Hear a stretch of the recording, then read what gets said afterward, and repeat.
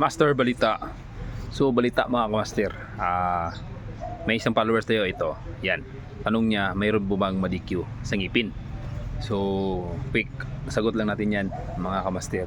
Yes, meron po. Lalo na po yung ngipin mo is wala na talaga lahat.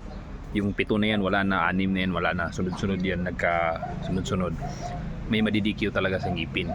Kaya wag niyong hayaan na mabunot lahat ng ngipin niyo. Okay lang yung pa dito isa, dalawa, tatlo, apat, hindi siya magkatabi, pero magkatabi yung 6 na yan, isang ganyan talaga, 6, delikado ka po dyan. Pero hindi po tayo makapag-final ng diyan sagot kasi hindi po tayo doktor. So i-try nyo lang din, huwag kayong mawala ng pag-asa.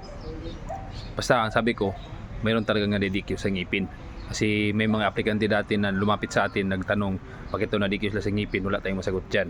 Kasi yung may hawak dyan is yung mga taga-dental. So thank you mga kamaster, mga kamakoys vlog. Paki-comments down below kung saan about ang video na to. Paki-thumbs up naman kung nagustuhan nyo at paki-like, share, and follow. Thank you.